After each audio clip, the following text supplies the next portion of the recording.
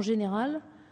La parole est à Monsieur Philippe Vigier, rapporteur de la Commission des affaires sociales. Oui, merci Madame la Présidente, Madame la Ministre, mes chers collègues. Je vous ai écouté avec beaucoup d'attention, Madame la Ministre. Je pense que sur le constat, et dit vous-même qu'il était partagé, d'ailleurs l'intervention de tous les parlementaires est allée dans ce sens-là. Vous avez dit qu'il faut une réponse forte, le diagnostic est sans appel, et il faut une mobilisation générale. D'ailleurs, je ferai les consultations du mois de décembre, à partir du mois de décembre, et qui devraient se terminer à la fin du mois de janvier, au mois de février. Très bien. Mais pardonnez-moi, je suis un peu surpris, premièrement, de ne pas vous avoir entendu une seule fois, au moins sur une des propositions que j'avais faites. C'est un rejet complet, sans même qu'on essaye de rentrer en discussion, et là, je ne comprends pas. Le numerus clausus. Le numerus clausus, je voudrais peut-être rappeler à mes collègues qu'il y a quelques années, on avait expliqué au ministère de la Santé, c'était dans les années 80, qu'il fallait diminuer le numerus clausus, comme ça on faisait la meilleure régulation médicale qui soit.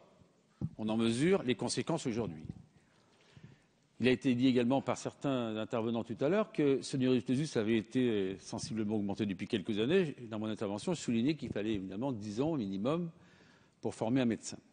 Il faudrait bien que vous nous disiez si oui ou non ce numerus clausus il allait évoluer.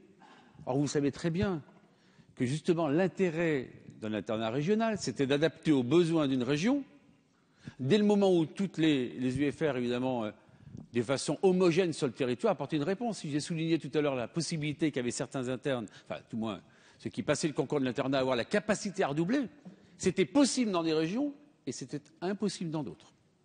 Et donc ce numerus clausus, c'est une réponse pour adapter les besoins d'une région. Je crois que c'est quand même une réponse assez simple et je ne comprends pas que ce mot-là, vous n'y ayez pas prononcé. Cumul emploi-retraite, c'est un peu la même chose. C'est notre collègue Véronique Besse qui avait été l'auteur de cet amendement et je trouve que ça allait dans le bon sens. J'ai rappelé la disponibilité de certains médecins voulant à la retraite. En plus, vous avez été quelqu'un de très engagé sur la réforme des retraites, demandant à ce que l'on puisse partir plus tôt. Et peut-être partir plus tôt, c'est pas arrêter complètement une activité, donc de fermer la porte. Je trouve ça pas bien parce que c'est une fois de plus, on se prive de possibilités que certains praticiens aient envie. On demande souvent dans les transmissions d'entreprises que l'on puisse transmettre le savoir justement. Eh bien, un généraliste aurait pu travailler 2 jours, être dans une équipe médicale et puis aider les jeunes, les remplacer parce qu'ils ont aussi, et je crois que c'est important, ça n'a pas été assez dit tout à l'heure, ils aspirent à une vie un peu différente de celle qu'ont pu connaître certains médecins qui sont actuellement en exercice.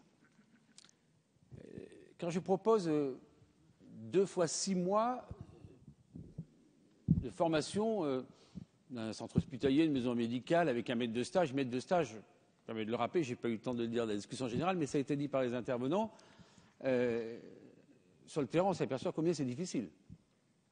Il faut vraiment en vouloir pour être référent maître de stage. Et quand vous disiez d'ailleurs tout à l'heure, je vais reprendre très rapidement les interventions des collègues, là, je pense qu'il y a vraiment des possibilités gâchées. Et en tout cas, ces 12 mois, c'est quoi? C'est une sédentarisation. En fait, on propose à un garçon, une fille, au bout de 6 années de médecine, d'aller passer 6 mois dans une zone, entre guillemets, sous-médicalisée, avec ce grand mot diabolique, sous-médicalisé. Sous-médicalisé, c'est partout, je vous l'ai dit, en région centre sauf à Tours, en Auvergne sauf à Clermont-Ferrand, à 3 km, à Romagna, à Aubière, à Chavalières ou ailleurs, on est en sous-densification. Quand vous allez en Limousin, alors là, en dehors de Limoges, c'est terminé. Quand vous êtes en Picardie, vous allez à Amiens et à quelques kilomètres, c'est terminé. Enfin bref.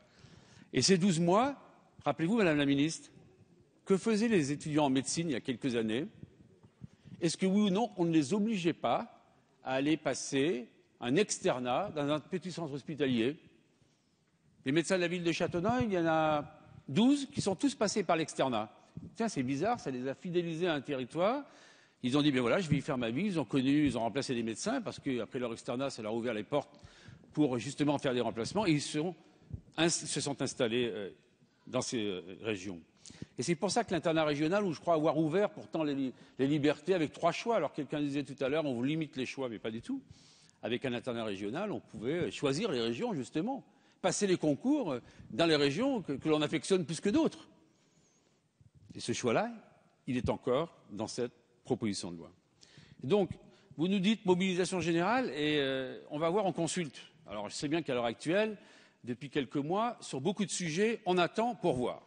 On va voir d'ailleurs ce qui va se passer pour la compétitivité, ça va être extraordinaire, puisque maintenant, il faut attendre. On a attendu le rapport Gallois, attendu que ce soit publié, maintenant on attend encore, puis la TVA qui est sortie par la fenêtre va rentrer par la porte, et elle a changé de mot. Restructuration. TVA, restructuration.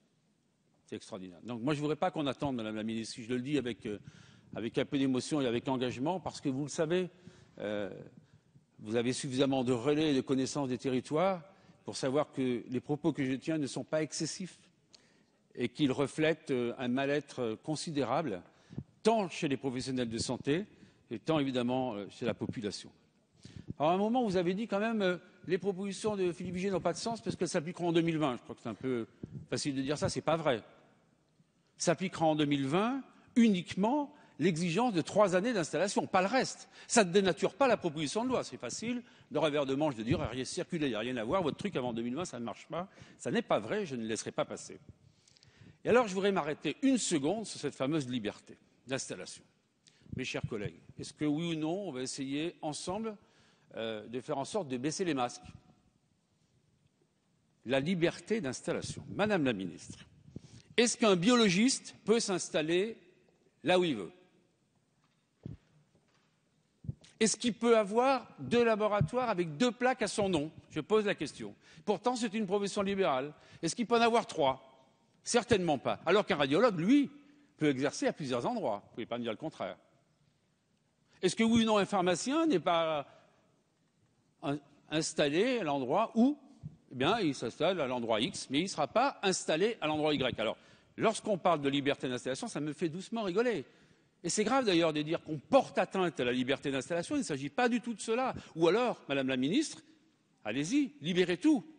Libéraliser complètement la possibilité pour les professions médicales de s'installer là où elles veulent, en exerçant sur plusieurs sites. Et les contraintes qui s'appliquent sur les professions libérales sont fortes dans le domaine de la santé. Et les exemples que je prends, vous ne pouvez pas les contester, ils sont vrais. De même que les biologistes ont accepté, vous le savez très bien, une accréditation. Laquelle accréditation est une sacrée contrainte. Nul ne dira le contraire. Et puis quand on parle de liberté d'installation, vous savez, on a touché au dogme là.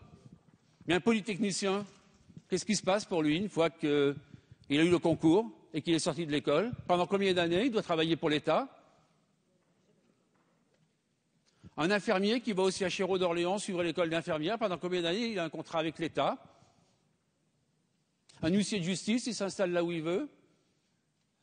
Un commissaire-priseur, il s'installe là où il veut. Un notaire, il s'installe là où il veut. Alors on va me dire, il y a la charge. Mais la charge, pas du tout. La charge, il la revend, d'accord. Mais le médecin généraliste, il revendait son cabinet. On est tellement bien dans cette France dans laquelle nous sommes. Vous connaissez beaucoup de généralistes qui vendent leur clientèle maintenant? Vous connaissez beaucoup, alors qu'ils l'ont acheté il y a quelques années, qu'ils l'ont remboursé, qu'ils se sont équipés? Vous connaissez beaucoup de dentistes qui revendent leur cabinet dentaire à l'heure actuelle, peut-être à Neuilly-sur-Seine, peut-être au centre-ville de Tours, peut-être dans des endroits, des stations balnéaires, mais les autres, non. Donc cette fameuse sacro-sainte liberté d'installation, c'est dommage, mon collègue Jean-Pierre Dor n'est pas là, mais j'avais combattu le texte de Mme Bachelot dans lequel le médecin qui partait en vacances devait déclarer à l'ARS. Et on ne parle de liberté. Alors que le pharmacien, lui, qui ne s'installe pas là où il veut, il fait des gardes. Et on parle de liberté. Donc il faut quand même que chacun, et moi je ne veux pas qu'on me dise que je suis celui qui pourfend la liberté. Alors que le médecin généraliste, lui, n'a pas l'obligation de la continuité des soins, c'est-à-dire que le week-end, les gardes, il peut s'organiser pour faire en sorte, comme vous le savez, au nom de la permanence des soins, de ne pas y être soumis, puisque ça a été supprimé concomitamment à l'idée que les pharmaciens, eux, continuent de faire leur garde. Et quand dans mon département, les pharmaciens ont dit non pour le tour de garde, le préfet les a convoqués avec les syndicats et hop, les gardes ont été mises en place. Ça, c'est le vécu. Alors, vous me permettrez de dire les choses avec un peu de force, parce que moi, je veux bien la liberté. Demain, laissez-moi m'installer dans 10 laboratoires. Laissez à d'autres praticiens de santé s'installer partout, non pas la liberté d'installation. Donc cette liberté n'est pas mise à mal. Moi, Madame la Ministre, je voudrais vous croire. Je ne vous en veux pas. Il y a quelques mois que vous êtes en charge d'une responsabilité très forte. Ça a été dit tout à l'heure, cette fracture médicale qui existe avec cette fracture numérique, d'ailleurs, qui va de pair, parce qu'on parle de l'attractivité de nos territoires. Mais quand vous n'avez plus de médecins, quand vous n'avez pas la fibre optique, c'est la même sanction, on en parlera tout à l'heure. La fibre optique, qui va la payer? Les conseillers généraux, vous le savez très bien, commencent à financer l'arrivée de la fibre optique, alors qu'à Tours même, ce n'est pas utile de financer, puisque les opérateurs, ben oui, les opérateurs l'installent. En tout cas, on va voir si vous allez les recréer, les services publics que nous avons supprimés. J'attends la réouverture des tribunaux. J'ai vu qu'à Tulle, il y aurait peut-être un régime d'exception, mais partout ailleurs. Moi, vous savez, je suis très à l'aise. On m'a fermé un service de chirurgie, on m'a fermé un tribunal d'instance, un tribunal des prud'hommes. Alors réouvrez-les, puisque nous avez expliqué que. Alors je voudrais simplement, Madame la Ministre, moi je souhaite que les mesures incitatives marchent, mais je n'en suis pas convaincu. Et je ne vous ai pas non plus entendu parler de revalorisation d'honoraires. Si on parle des internes, je les connais un peu, vous les voyez beaucoup, ils sont dans la rue, mais ce n'est pas uniquement parce qu'on veut les ennuyer, parce qu'on leur demande, quelque part, de participer à la chaîne de santé. Mais les internes, ce sont les forçats de la médecine. Combien gagnent-ils par mois pour combien d'heures? Et lorsqu'une garde dure jusqu'à 2 heures du matin et ils continuent les actes jusqu'au petit matin et qu'ils continuent le lendemain, est-ce que oui ou non le niveau de rémunération est adapté pour un bac plus 8, un bac plus 9, un bac plus 10? Osons dire les choses. Et quand je parle de revalorisation des honoraires, c'est parce qu'il faut régénérer de l'attractivité.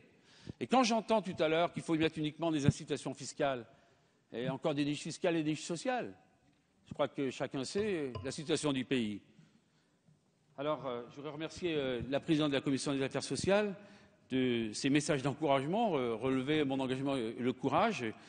Son engagement au sein de la majorité l'honore en ayant la position qui est la sienne, mais sa très bonne connaissance des dossiers fait que je crois qu'elle a compris que le diagnostic que j'ai posé, s'il n'est pas de complaisance, moi mon souhait est d'essayer de faire en sorte que l'on puisse sortir des difficultés dans lesquelles nous sommes, parce que ça a été dit par plusieurs orateurs et je vous remercie d'être intervenus avec beaucoup de clairvoyance sur ce sujet, soulignant tous ce drame que nous vivions, puisqu'il nous appartient à la responsabilité, me semble-t-il, à la représentation nationale et à l'État d'être régulateur lorsqu'on n'y arrive pas. Ou alors à quoi servons-nous si l'État n'est pas capable? On parle de droits républicains, mais où sont-ils? Le droit au logement, c'est un droit républicain essentiel. Tout à l'heure, Gérard Schwarzenberg est parti, mais il parlait du droit constitutionnel d'accès aux soins. Est-ce pas un facteur d'égalité des chances? Comme le droit à l'enseignement. Donc je vous dis avec passion que ce drame que nous vivons, eh bien, Madame la Ministre, j'ai peur que ce drame continue de s'agrandir, de s'approfondir dans les prochains mois. Et d'ailleurs, je ne vous en veux pas, j'ai bien compris que tout à l'heure j'ai cité certaines de vos prises de position, des prises de position du président de la République, un pas en avant, deux pas en arrière, hésitant entre la coercition, la non-coercition. J'ai bien compris avec des oppositions positives, avec une très belle phrase faite par notre collègue tout à l'heure qui a bien expliqué qu'on devrait probablement revenir un jour ou l'autre. Vous savez, il y a des sujets sur lesquels je crois qu'on peut dépasser des clivages, je l'avais dit en commençant tout à l'heure. Je crois que c'est un vrai sujet pour notre pays. Vous savez, le modèle médical français est un modèle médical qui est regardé. Ce modèle médical français est en train de se déliter. Pour des raisons qu'on n'a pas su appréhender, pas vous, Madame la Ministre, d'autres avant vous qui étaient en charge, avec des erreurs successives, mais tous, je vous en supplie. C'est en 2000 qu'on a commencé à modifier l'internat régional, l'internat national classant. Parce que quand on me dit, elle est partie, notre collègue, avec l'internat que je propose, on va changer la vie des gens. Oui, on va changer la vie des gens. On va leur donner un boulot, ils vont aller dans une région, mais à la fin de l'internat, ils peuvent partir là où ils veulent. Aller dans une zone sous-dense, c'est quand même pas un drame absolu, mais pendant 3 ans, ça leur coûtera rien du tout. Pourquoi ça leur coûtera rien du tout? Ils peuvent arriver avec leur attaché-caisse et leur stéthoscope. Il y a tout ce qu'il faut parce que les cabinets médicaux sont prêts. Ils sont prêts. Moi, dans ma propre circonscription, j'ai 10 médecins généralistes que je peux accueillir demain matin. Demain matin. Sans qu'on leur demande 1 euro. Donc, il ne faut pas dire que, alors qu'ils auront une clientèle absolument formidable, parce que vous le savez très bien, à l'heure actuelle, il y a des patients qui ne trouvent plus de médecins, malheureusement, pour les accueillir. Voilà, donc je ne vais pas être plus long. Vous dire, Madame la Ministre, que sur ce sujet, je serai d'une constance forte, parce que c'est un sujet de société très grave. Cette fracture continue. J'avais regretté que la précédente majorité ne réponde pas avec force. Vous voyez que je ne tente pas du tout un piège. J'avais dit que je reviendrais. C'est légal, mais vous m'aviez encouragé, mon cher collègue, en disant qu'il fallait revenir, que mes amendements étaient très bien. Je vois que vous avez changé de pied, parce qu'avant, tout ce que je proposais, c'était parfait. Maintenant, c'est plus possible. Ah, vous avez pu remarquer qu'au moins, j'avais quelque part enfreint la solidarité gouvernementale, puisque faisant partie de la majorité, eh bien, je m'étais opposé à la ministre en charge. Voilà, donc Madame la ministre, vraiment, j'en appelle à toute votre lucidité pour porter ce plan ambitieux. S'il y a des mesures qui vont dans le bon sens le moment venu, je les soutiendrai. En revanche, je dénoncerai avec la plus grande des forces tout immobilisme du gouvernement en la matière. Nous n'avons pas le droit, il s'agit de la santé de nos concitoyens. Eh bien, pour cela, nous devons apporter des réponses fortes. Merci, monsieur le rapporteur.